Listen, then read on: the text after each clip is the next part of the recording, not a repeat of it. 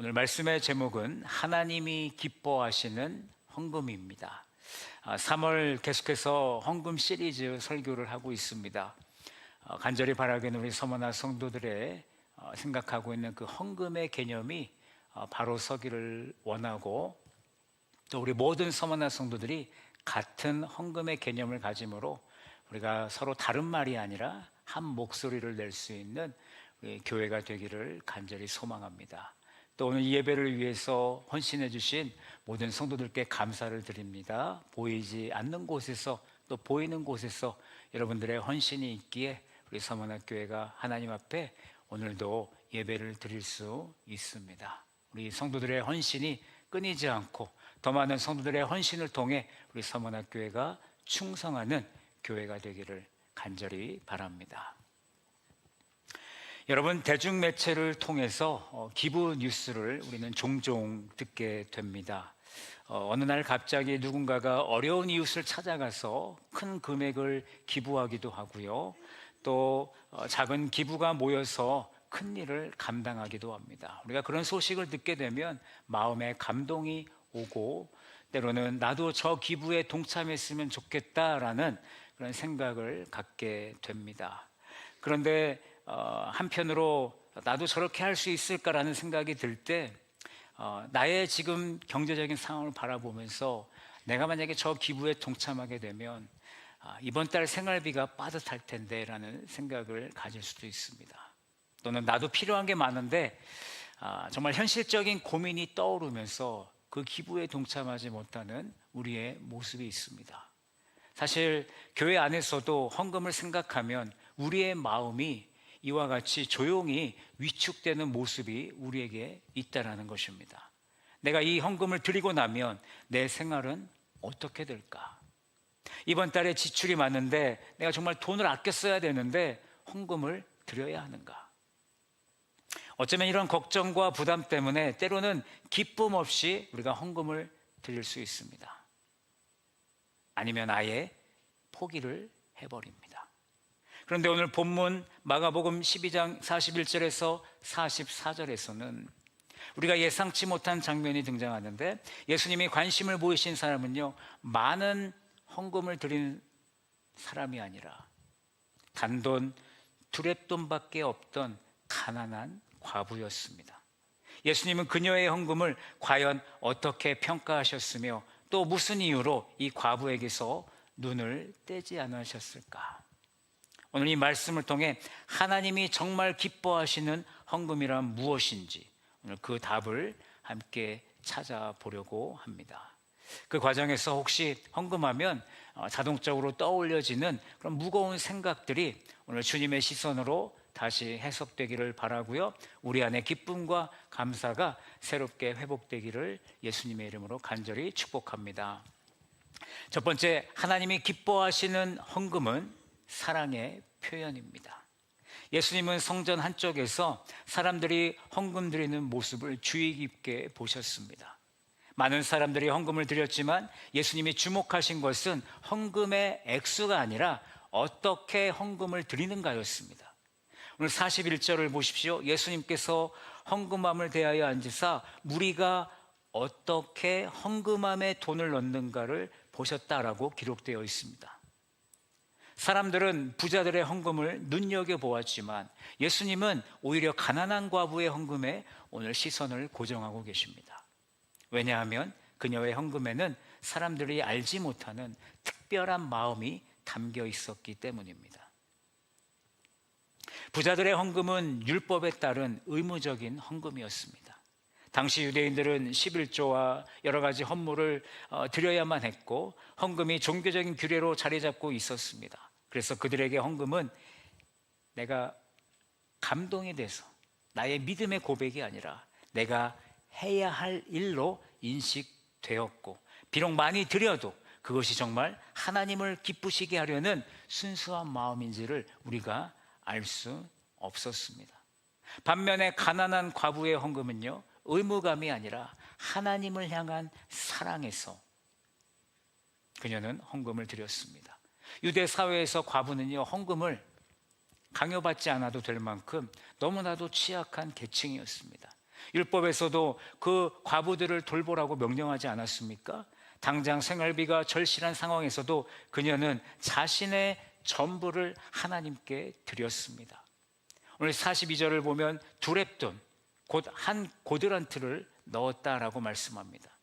여러분, 사랑은 강요나 의무로 완성되지 않습니다. 행해지는 것이 아닙니다. 그녀는 하나님을 사랑하는 마음이 있었기에 소중한 것을 기쁘게 드린 것입니다. 이처럼 가난한 과부의 헌금은요, 하나님을 향한 신뢰와 사랑의 고백이 되는 것입니다. 여러분, 사랑이 없으면 결코 이런 결단을 할 수 없다라는 것이죠. 구약 성경에도 이와 비슷한 사례가 있습니다. 열왕기상 17장에 보시면 거기 사르밧 과부의 이야기가 나옵니다. 엘리야 시대에 극심한 가뭄이 있었습니다. 사르밧 과부는요, 나뭇가지를 줍고 있었습니다. 이제 이 나뭇가지를 가지고 주워서 집에 가서 남은 밀가루와 기름을 가지고 빵을 구워 먹고 떡을 구워 먹고 이제 아들과 함께 다음 생으로 넘어가야겠다. 그런 좀 좋지 않은 생각을 하고 있었습니다. 왜냐하면 먹을 것이 없었습니다. 기근에 너무 힘들어했습니다. 그때 엘리야를 만나게 됐죠. 엘리야는 자기를 위해서 떡 한 개를 좀 구워줬으면 좋겠다라고 요청합니다. 여러분, 사르밧 과부의 마음이 어땠을까요? 지금 나와 내 아들이 이걸 먹고 마지막을 준비하고 있는데 그것을 내가 드려야 되나 고민했겠죠. 쉽게 그 엘리야의 응답에 예스라고 대답하지 못했을 것입니다. 그런데요, 엘리야가 하나님의 약속을 선포합니다. 하나님께서 비가 내리는 그날까지 밀가루와 기름이 떨어지지 않게 해주실 것이다. 사르밧 과부는요, 그 약속의 말씀을 듣고 마지막 떡을 만들어서 엘리야 선지자에게 대접했습니다. 그때 놀라운 기적이 일어납니다. 하나님의 약속대로 사르밧 과부의 집에는요, 밀가루가 떨어지지 않았습니다. 기름이 떨어지지 않았습니다. 이 사건에서 우리는 부족한 가운데서도 드리는 사랑의 헌신이 어떻게 하나님의 공급으로 이어지는지를 우리에게 잘 보여주고 있습니다. 사르밧 과부나 오늘 마가복음의 가난한 과부처럼 어려움 속에서도 드린 사랑의 헌금을 하나님께서는 결코 잊지 않으십니다. 그렇다면 오늘 우리의 헌금에는, 내가 드린 헌금에는 사랑이 담겨 있는가? 혹시 억지로 혹은 습관대로 드리는 나의 헌금 생활은 아닌가? 헌금은 얼마를 드렸는가 보다는 어떤 마음으로 내가 드렸는가가 더 중요한 문제입니다. 단지 교회에서 하니까라는 이유가 아니라, 우리가 그런 마음으로 헌금을 드리는 것이 아니라 기쁨과 감사가 있는 그런 우리의 헌금이 되기를 간절히 바랍니다. 앞으로 우리가 헌금을 드릴 때 하나님을 향한 사랑으로 기쁨 가운데 드리기로 결단하는 우리 성도들이 되시기를 바랍니다. 액수보다 하나님께 드리는 사랑의 고백 자체를 더 소중히 여기면서 헌금할 때마다 진심을 담아 예배드리는 우리 모두가 되기를 바랍니다. 가난한 과부의 헌금은요, 하나님을 향한 깊은 사랑에서 비롯된 것입니다. 우리도 사랑으로 주님께 드릴 때 기쁨을 누리는 예배자가 될 수 있는 줄로 믿습니다. 두 번째, 하나님이 기뻐하시는 헌금은요, 믿음의 표현입니다. 예수님은 과부가 헌금하는 모습을 보신 후에 제자들을 부르셨습니다. 그리고 뜻밖의 말씀을 하셨습니다. 우리 43절 말씀을 같이 읽도록 합니다. 시작. 내가 진실로 너희에게 이르노니 이 가난한 과부는 헌금함에 넣는 모든 사람보다 많이 넣었도다. 아멘. 이 말씀을 들은 제자들은 순간 이해할 수 없었을 것입니다. 자기들도 옆에서 똑똑히 봤습니다. 부자들은 많은 은화를 넣었고 과부는 두렙돈을 넣었을 뿐인데 왜 예수님은 어떻게 그녀가 더 많이 헌금을 드렸다고 말하는 것일까?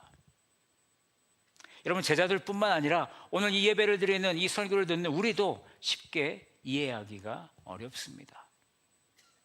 오늘날로 예를 들면 부자는 5만 원짜리 지폐를 드렸고 과부는요 요즘 보기 힘든 10원짜리 2개를 드린 것입니다. 여러분, 누가 더 많이 드렸습니까?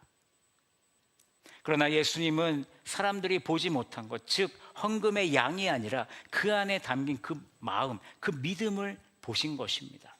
부자들은 풍족한 중에서 헌금을 드렸습니다. 그러나 과부는요, 과부의 헌금은 달랐습니다.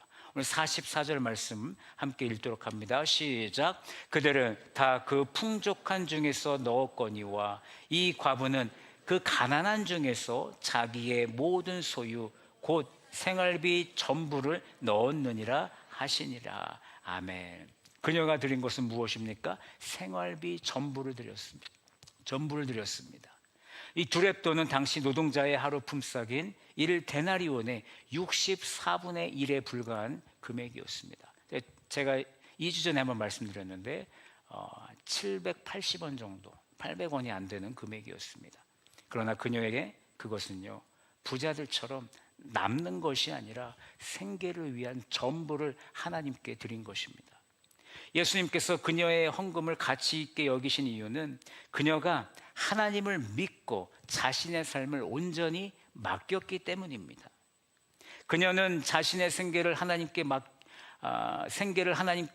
맡기는 전적인 신뢰의 고백, 믿음의 고백을 드린 것입니다. 헌금은 여러분 믿음 없이도 할 수 있습니다. 믿음이 없어도 헌금은 할 수 있습니다. 근데 믿음 없이는 우리가 온전히 하나님께 맡겨 드릴 수 없다라는 것입니다. 무슨 얘기입니까? 우리의 헌금은 우리의 믿음을 드러낸다는 것입니다. 그러나 막상 우리가 믿음으로 헌금을 드리려 하면요, 현실적인 도전이 우리에게 오고 우리에게 고민이 닥치게 됩니다. 이런 믿음으로 우리가 헌금을 드릴 때 그것은 우리의 우선순위에 도전을 주고 있습니다. 헌금은 돈의 문제가 아니라 하나님을 내 삶의 가장 중요한 분으로 인정하는가, 그런 우리의 신앙의 고백이라는 것입니다. 하나님께 헌금을 드린다는 것은 단순히 재정의 일부를 떼어드리는 것이 아니라 내 삶 전체를 그분께 맡긴다는 신앙의 표현이라는 것이죠. 우리는 하나님이 내 삶의 주인이라고 말하면서도 정작 우리가 재정을 사용할 때는요, 내 필요를 먼저 고려할 때가 많다라는 것입니다. 또한 믿음으로 헌금을 드릴 때는요, 고민이 따릅니다. 전 재산을 드린 과부에게도 고민이 없었을까요? 그녀도 아마 이런 질문을 했을 것입니다. 이 돈을 드리고 나면 나는 이제 어떻게 살아야 되는가?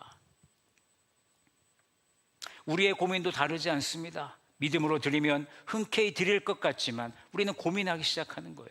이 돈을 드리면 이번 달 생활이 좀 어려운데, 내가 세운 계획이 다 있는데, 내가 헌금을 드리면 그 계획이 무너지는데, 내가 꼭 사고 싶은 것이 있었는데 그것을 포기해야 되는 건지.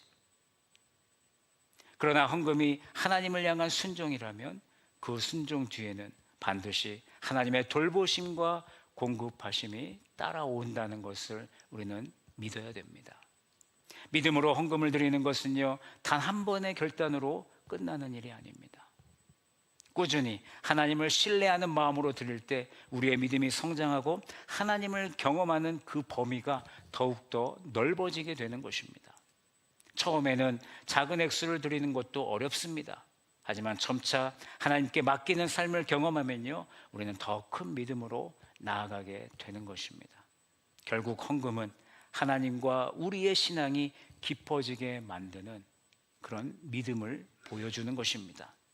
오늘날 우리의 헌금은 어떠합니까? 부자들처럼 남는 것을 드리고 있지는 않은지요? 아니면 과부처럼 하나님을 신뢰하는 믿음으로 드리고 계십니까?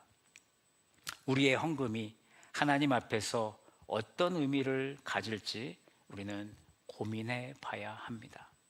우리는 때때로 헌금이 돈의 문제가 아니라는 사실을 우리가 잊어버릴 때가 있습니다.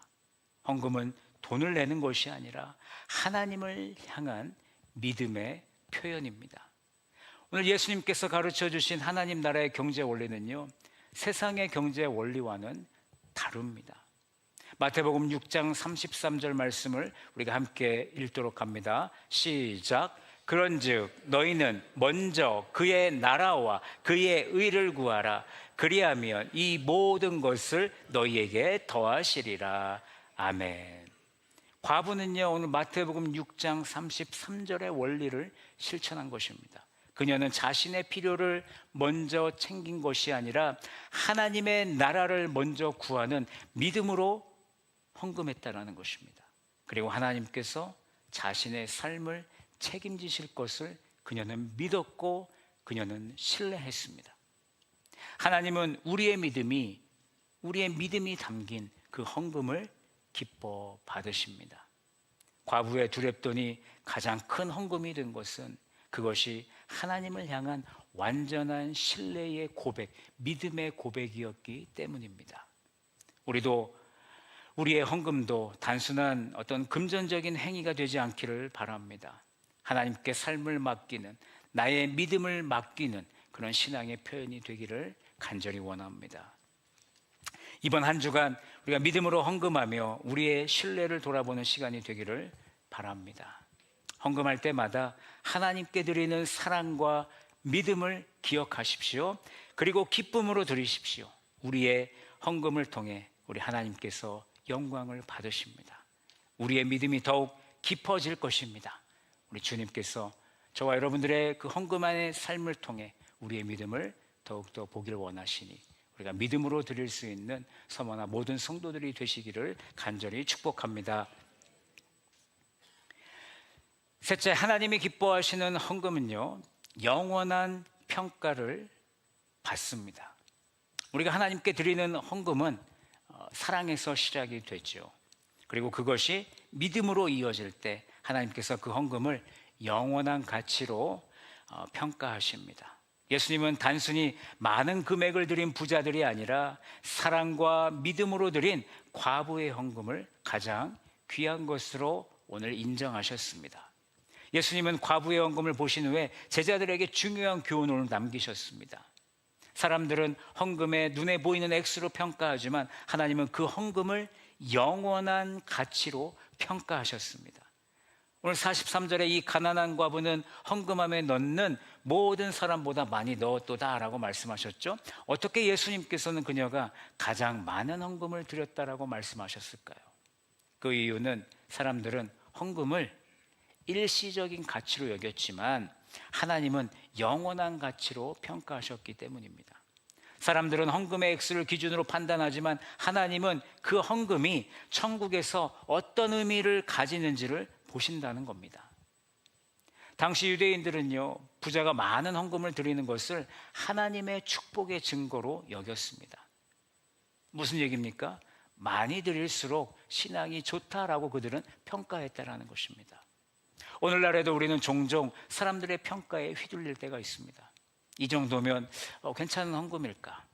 다른 사람들은 내가 이 드린 헌금을 바라볼 때 뭐라고 생각할까? 그러나 하나님은 사람들의 평가가 아니라 영원한 관점에서 저와 여러분들의 헌금을 보신다는 겁니다. 과부는 하나님 나라 관점에서 투자했습니다. 부자들은 헌금을 드리고도 여전히 풍족했지만 과부는 하나님께 모든 것을 맡겼습니다. 그녀의 헌금은 일시적인 손해가 아니라 영원한 하나님 나라를 위한 결단이었다는 것입니다. 예수님은 우리에게 이렇게 말씀하셨습니다. 마태복음 6장 19절에서 20절 말씀 우리 함께 읽어봅니다. 시작. 너희를 위하여 보물을 땅에 쌓아두지 말라. 오직 너희를 위하여 보물을 하늘에 쌓아두라. 아멘. 과부의 헌금은 하늘에 쌓은 보물이었습니다. 사람들은 이 헌금이 작다라고 생각했습니다. 그러나 하나님은 그것을 영원한 가치로 여겼습니다. 우리는 돈을 은행에 저축하면서 우리는 무엇을 바라고 있습니까? 이자를 바라고 있지 않습니까? 하지만 하나님의 나라는 더 큰 원리를 가지고 있는데 우리는 돈을 땅에 남기지만 하나님은 그것을 어디에 남기실까요? 하늘에 남기십니다. 우리는 헌금을 순간적으로 드리지만 하나님은 우리가 드린 그 헌금을 영원히 기억하십니다. 그리고 우리에게 영원한 상급으로 돌려주실 것입니다. 우리는 스스로에게 질문해야 됩니다. 나는 헌금을 드릴 때 사람들의 평가를 의식하고 있는가? 아니면 하나님의 평가를 신뢰하며 내가 헌금을 드리고 있는가? 나는 일시적인 손해를 두려워하는가? 아니면 영원한 가치에 투자하고 있는가? 예수님은 과부의 헌금을 가장 크다고 말씀하셨는데, 왜냐하면 그녀는 일시적인 것을 초월하여 영원한 가치를 바라보았기 때문입니다.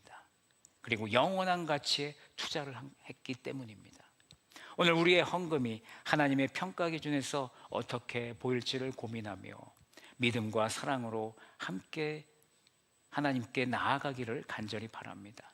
사람들의 시선을 여러분 의식하지 마십시오. 오직 하나님의 평가를 따라가시기 바랍니다. 일시적인 손해가 아니라 영원한 투자로서 하나님께 헌금을 드리시기 바랍니다. 하나님이 기억하시고 영원한 보상으로 갚아주실 그 헌금을 드리시기 바랍니다. 우리가 하나님 앞에 설 때 우리의 헌금은 하나님 나라를 위해 사용되는 영원한 보물이 될 것입니다. 사람들은 잊어버려도 하나님은 저와 여러분들의 헌신을 분명히 기억하실 것입니다. 사랑과 믿음으로 드리는 헌금이 하나님 나라에 영원히 쌓이는 복된 그런 삶을 사시는 우리 서머나 모든 성도들이 되시기를 예수님의 이름으로 간절히 축복합니다. 오늘 말씀을 정리하도록 합니다. 우리는 오늘 하나님이 기뻐하시는 헌금에 대해서 함께 나누었습니다. 하나님이 기뻐하시는 헌금은 사랑과 믿음 그리고 영원한 가치가 담겨져 있어야 합니다.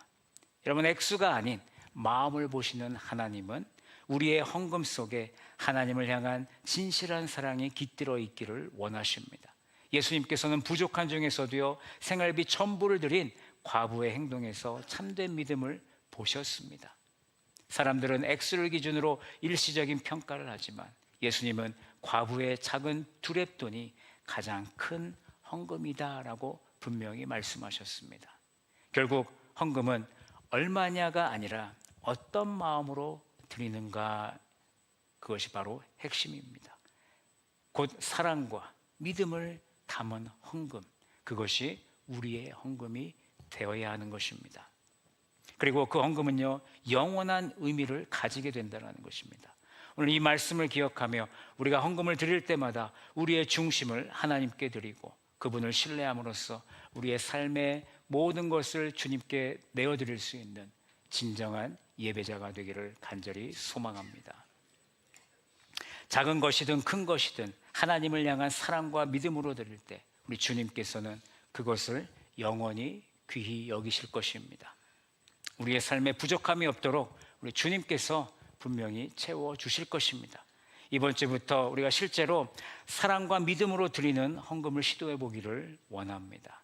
여러분, 한 주 동안 기도로 준비하시고 주님께서 어떻게 우리의 중심을 기뻐하시고 돌보시는지를 기대하며 준비하는 우리의 헌금이 되기를 간절히 바랍니다.